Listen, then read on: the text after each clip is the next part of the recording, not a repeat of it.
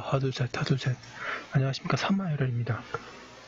송덕수 교수님 제10판 신인민법 강의 이외에도 402페이지 로마트 4번의 법의 불법행위 능력 보겠습니다. 3화열혈TV 7차 추천을 부탁드리고 유튜브 구독을 권합니다. 1번의 민법 규정 양가 1번에 제35조 제1항에 의해 민법은 제35조 제1항에서 일정한 요건하에 법인의 손해배상 책임을 규정하고 있다. 그리고 문헌들은 일반적으로 이는 법인의 불법행위 책임, 그리하여 법인의 불법행위 능력을 정한 것으로 이해하고 있다. 제35조 1항이 법인 자신의 손해배상 책임을 인정하는 이유는 어디 있는가? 여기에 관해서 학설은 1번에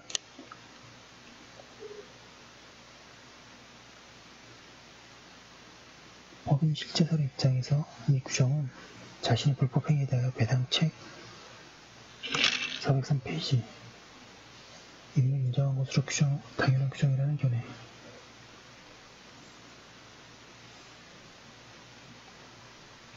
이번에 정책적으로 둔 규정이라는 견해. 나뉘어져 있다. 이 해설을 취하는 문헌 가운데는 실제설의 입장이라는 견해도 있으나 의제설의 견지에 서 있는 것도 있다. 판례는 법인 자체의 불법행위를 인정하는 점에서 일설에 가깝다고 할 수 있다.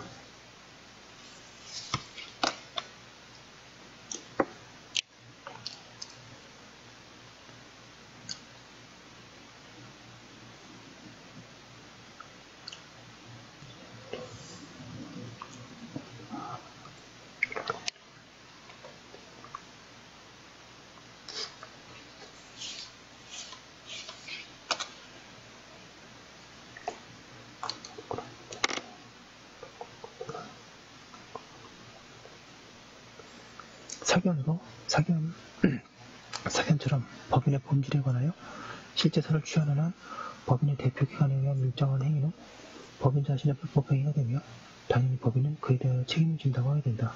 그리고 제35조 1항은 이러한 당연한 사례를 규정한 것으로 볼 수 있다. 양가 2번의 35조의 적용 범위 제35조는 민법상의 모든 법인에 적용된다. 회사에 관하여는 유사한 취지의 특별 규정이 마련되어 있다. 그리고 35조는 권능력 없는 사단에도 유추적용된다. 판례도 동조를 유추적용하여 비법인 사단은 종주, 노동조합, 주택조합의 불법행위 책임을 인정한 바 있다. 법인의 대표기관이 아닌 피용자가 가행을 한 경우에는 제35조가 적용되지 않고 제756조가 적용된다. 그에 비하여 법인의 대표기관이 그의 직무행위에 관하여 불법행위를 한 경우에는 법인은 35조 제1항에 의하여 불법행위 책임을 지고 사용자 책임을 규정한 제756조 1항이 적용되지 않는다. 그리고 법인의 대표기관이 가행위를 한 경우에 제35조에 의하여 법인이 지는 책임은 법인 자신의 책임으로서 면책이 되지는 않으나 그 피용자가 가행위를 한 경우에 제756조에 의하여 법인이 지는 책임은 법인 자신의 책임이 아니고 사용자로서 지는 것이며 일정한 요건을 갖추어지는 때에는 면책이 인정된다. 공무원이 그 직무를 집행함에 있어서 타인에게 손해를 가한 경우에는 국가배상법 제2조가 적용된다. 2번에 법인의 불법행위의 요건 법인의 불법행위가 성립하려면 다음에 세 요건이 필요하다.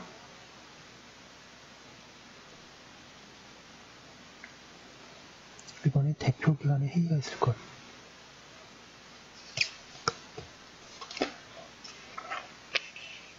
2번에 대표기관의 직무에 관하여 타인에게 손해를 가할 것 3번에 일반 불법행위 요건을 갖출 것입니다. 하나씩 자세히 보겠습니다. 제35조 1항은 이사, 기타 대표자의 행위를 요구하고 있으나 그것을 대표기관이라는 의미다. 대표기관으로는 이사 외에 임시이사, 특별대리인, 직무대행자, 청산인이 있다. 한편 판례는 여기에 법인의 대표자에는 그 명칭이나 직위와 또는 대표자로 등기되었는지 여부를 불문하고 당의 법인은 실질적으로 운영하면서 법인은 사실상 대표하여 법인 사업을 집행하는 사람이 포함이 된다고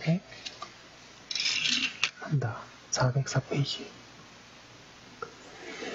이러한 대표기관의 행위는 법인의 행위로서 되어 불법행위 책임을 발생시킬 수 있다. 판례.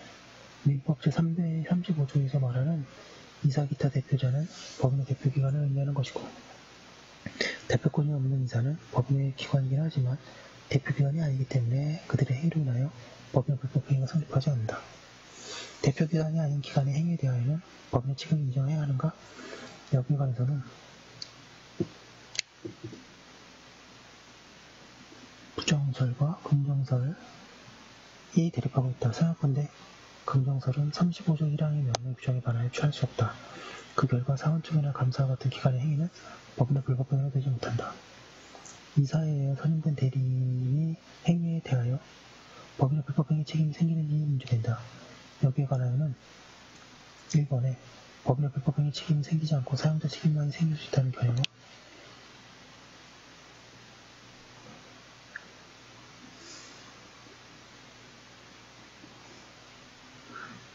2번에 제35조를 적용하여 법인의 불법행위 책임을 긍정한다는 견해가 대립하고 있다. 그러나 이사에 의하여 선임된 대리인도 법인의 기관이 아니므로 명문 규정이 없는 한 그의 행위에 대하여 법인 자신의 불법행위 책임을 인정할 수는 없다. 양가로 이번에 대표기관이 직무에 관하여 타인의 손해를 가했을 것. 반가로 이번에 직무에 관한 행위의 의미. 법인의 대표기관은 직무에 관하여만 법인을 대표한다. 따라서 그의 직무에 관한 행위에 대하여만 법인 불법 행위를 진다. 직무에 관한 행위는 외형상 직무 수행 행위라고 볼 수 있는 행위뿐만 아니라 직무 행위와 사회 관념상 관련성을 가진 행위를 포함한다. 직무에 관한 행위는 일반적으로 제34조가 정하는 정관으로 정한 목적의 범위 내의 행위와 일치할 것이나 이사의 대표권이 제한된 경우에는 후자보다 범위가 좁을 것이다. 판례. 양가로 기억.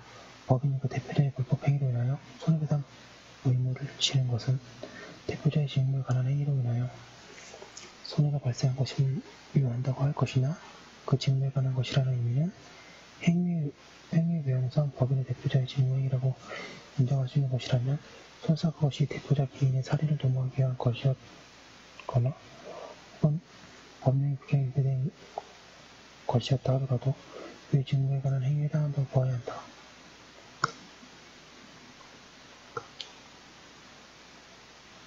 양가로 니은 법인의 대표자의 행위가 직무에 관한 행위에 해당하지 않으면 피해자 자신을 알았거나 또는 중대한 과실로 알지 못한 경우에는 법인에게 손해배상 책임을 물을 수 없다 할 것이고, 거기에 중대한 과실이라 하면 거래 상대방이 조금만 주의를 기울였더라면 대표자의 행위가 그 405페이지 직무권한 내에서 적법하게 행해진 것이 아니라는 사정을 알 수 있었음에도 만연 이를 직무권한 내의 행위라고 믿음으로써 일반인에게 요구되는 주의무에 현주 위반하는 것으로 거의 고의에 가까운 정도의 주의를 결여하고 공평의 관점에서 상대방의 구태여 보호할 필요가 없다고 봄이 상당하다고 인정되는 상태를 말한다. 반가로 이번에 대표기관의 권한을 넘어서 부정한 대표행위를 한 경우는 우리의 많은 문헌들은 대표기관이 자신의 개인적 이익을 꾀할 목적으로 권한을 남용하여 부정한 대표행위를 한 경우에 관하여 논의하고 있다. 그런데 이것이 대표기관이 대표권의 범위를 넘어서서 행위를 행한 경우에 대표권의 범위 안에서 한 경우 가운데 어느 것인지 아니면 두 경우 모두인지 분명치 않다. 합리적으로 생각한다면 이는 첫째 경우만을 문제일 것이다. 둘째 경우에는 그 효과로서 제35조가 언급될 가능성이 거의 없기 때문이다. 이것에 대하여 좀 더 부연하여 설명하면 다음과 같다. 대표기관이 대표권의 범위 안에서 행위한 경우에는 그 행위의 효과가 직접 법인에게 귀속한다. 그리고 그러한 행위를 자신의 개인적 이익을 꾀할 목적으로 한 때에는 본래는 행위의 효과가 법인에게 귀속하여야 하지만 대표권 남용이어서 대표권 남용이론에 의하여 상대방은 법인에게 그 행위의 유효 주장을 하지 못하게 된다.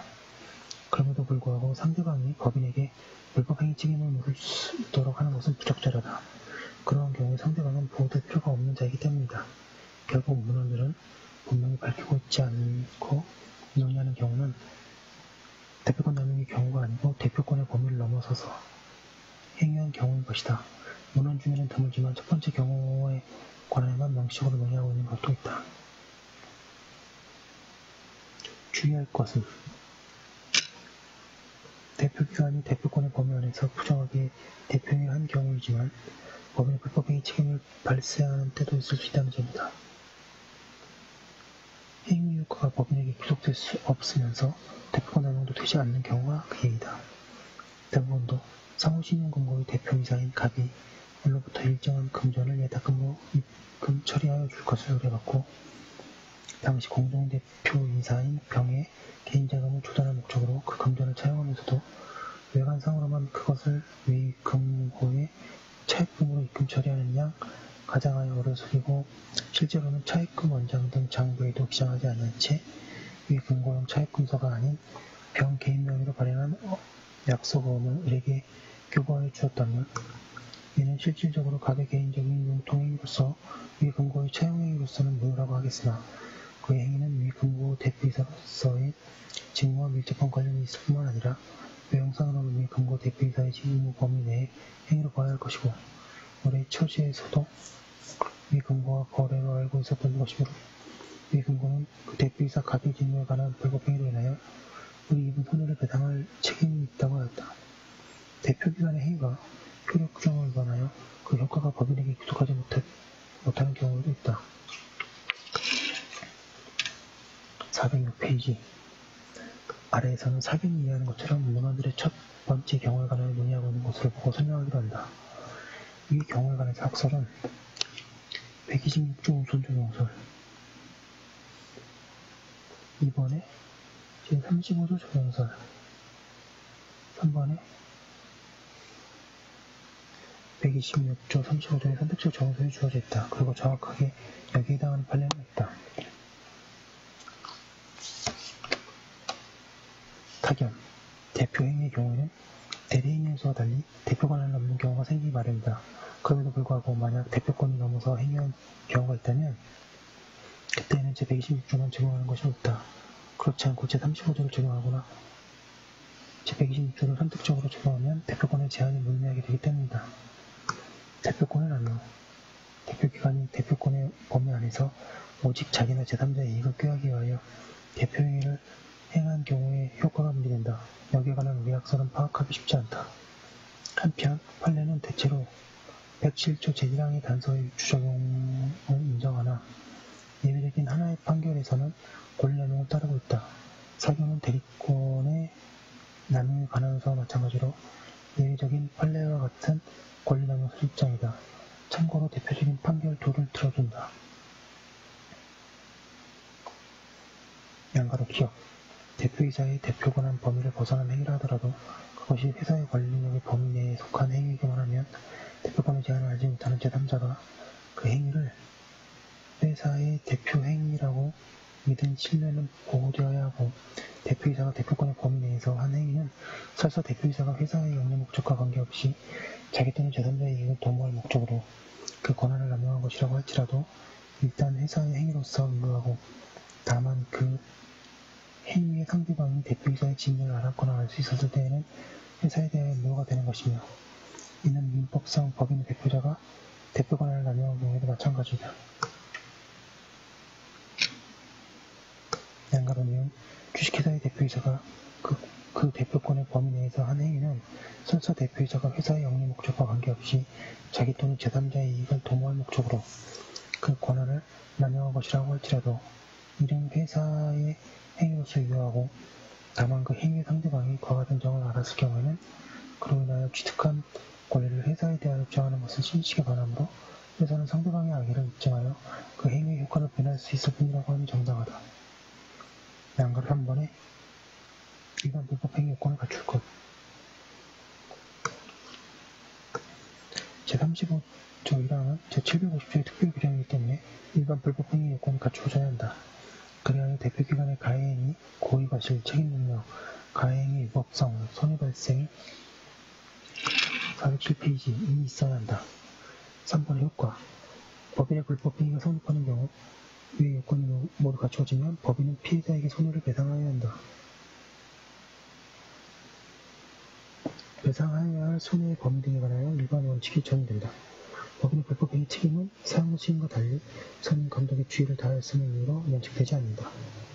도시재개발법에 의하여 설립된 재개발 조합의 조합원이 조합의 이사, 기타 조합장 등 대표기관의 직무상의 불법 행위로 인하여 직접 손해를 입은 경우는 도시재개발법 제21조, 민법 제35조에 의하여 재개발 조합에 대하여 손해배상을 청구할 수 있으나 재개발 조합의 대표기관의 직무상 불법 행위로 조합에게 과다한 책임을 부담하게 함으로써 재개발 조합이 손해를 입고 결과적으로 조합원의 경제적 이익이 침해되는 손해와 같은 간접적인 손해는 민법 제35조에서 말하는 손해의 개념에 포함하지 아니하므로 이에 대하여는 위법 조항에 대하여 손해배상을 청구할 수 없다.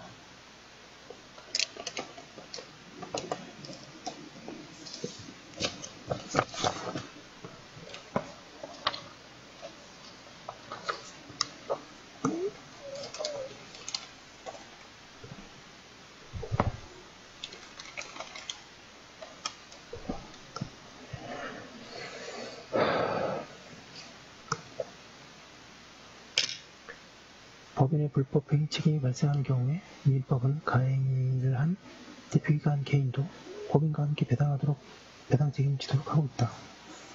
이러한 민법 규정의 이해와 관련해서는 학설이 대립하고 있다.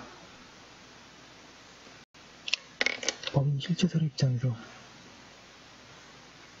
기관의 행위는 법인의 행위나 한편으로는 기관 개인의 행위로서의 성질도 가지고 있으므로 뒤의관계에서 기관 개인의 책임을 행위하는 견해와 이번 피해자를 두텁게 보호하려는 정치적 고려에 의한 견해 등이 것이다. 실질적인 사견의 견지에서 볼 때 35조 1항의 1문과 달리 제2문이 당연한 것을 주장한 것이 아니며 이것은 피해자의 보호를 위해 정책적으로 둔 규정으로 이해하여야 한다. 판례 보겠습니다. 법인의 대표자가 그 직무에 관하여 타인에게 손해를 가함으로써 법인의 손해배상 책임이 인정되는 경우에 대표자의 행위가 제3자에 대한 불법 행위를 부정한다면 그 대표자도 제3자에 대해 손해배상 책임을 면하지 못하며 또한 사원도 이 대표자가 공동으로 불법 행위를 저질렀거나 이에 가담하였다면 볼만한 사정이 있으면 제3자에 대하여 위 대표자가 연대하여 손해배상 책임을 진다. 그러나 사원총회, 대의원총회, 이사회 의결은 원칙적으로 법인의 내부 행위에 불과하므로 특별한 사정이 없는 한 그 사항의 의결에 찬성하였다는 이유만으로 제3자의 책임을 침해한다거나 대표자의 행위에 가공 또는 방조한 자로서 제3자에 대하여 불법행위 책임을 부담한다고 할 수는 없다. 이때 의결에 참여한 사원 등이 대표자와 공동으로 불법행위를 저질렀거나 이에 가담 408페이지 하였다고 볼 수 있는지 여부는 그 의결에 참여한 법인의 기관이 당의 사항에 관하여 의사결정 권한이 있는지 여부 및 대표자의 집행을 견제할 위치에 있는지 여부, 그 사원의 의사결정 과정에서 대표자의 불법적인 집행 행위를 적극적으로 유도하거나 유도하였는지 여부 및 그 의결이 대표자의 업무 집행에 구체적으로 미친 영향의 정도, 침해되는 권리의 내용, 의사결정, 의결행위의 태형을 비롯한 위법성의 정도를 종합적으로 평가하여 법인 내부 행위를 벗어나 제3자에 대한 관계에서 사회상에 반하는 위법한 행위라고 인정될 수 있는 정도에 이르러야 한다. 이와 같이 법인과 기관 개인이 경합하여 피해자에게 배상 책임을 지는 경우에 법인이 피해자에게 배상하였다면 기관 개인에 대하여 보상권을 행사할 수 있다. 그때에는 대표기관이 선량한 관리자의 주의 의무를 다하지 못하여 임무를 게을리하기 때문이다.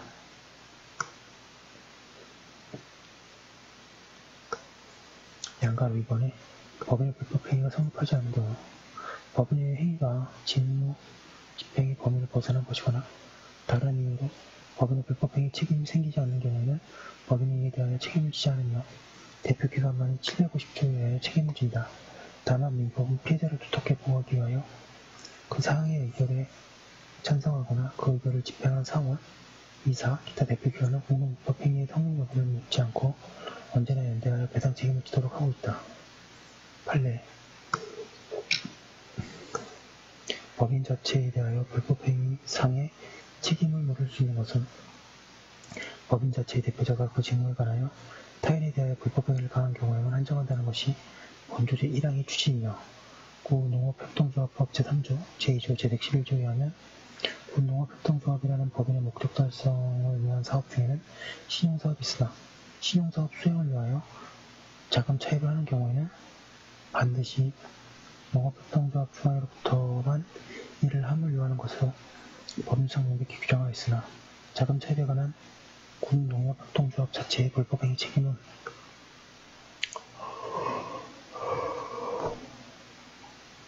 그 조합의 대표권자가 위 중앙으로부터 자금 차입을 하는 데에 관하여 타인에게 불법행위를 가한 경우에만 한정된다 할 것인가.